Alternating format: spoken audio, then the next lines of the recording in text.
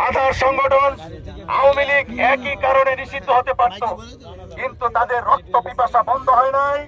গাজীপুরের পলাতক সাবেক মেয়র তিনি বলেছেন, দিনে যে সিটি কর্পোরেশনে আমরা হাঁটতে পারি না, রাতের বেলা তাদের ঘুম হারাম করে দিতে হবে।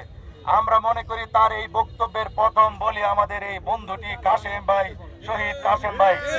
সাবেক পুলিশের আইজিপি বেনজির আহমেদ বলেছেন, পুলিশ প্রস্তুত, আপনারা সংঘবদ্ধ হন, সামনে থেকে পুলিশ নেতৃত্ব দিবে। আমরা বলি, বর্তমান পুলিশ তোমার মতো অবৈধ নির্দেশদাতার নির্দেশ মানবে না।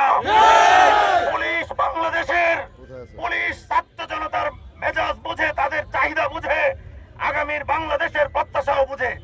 কিন্তু এর বাইরেও যদি নিয়োগদাতা কর্তৃপক্ষের অথবা অবৈধ লেনদেনে ছাত্রলীগ পরিচয়ে পুলিশে যারা ঘাপটি মেরে আছেন, ওই বেনজিরের আদর্শ বাস্তবায়ন করতে যান, তাহলে আমরা তাদেরকেও ছাড় দেব না।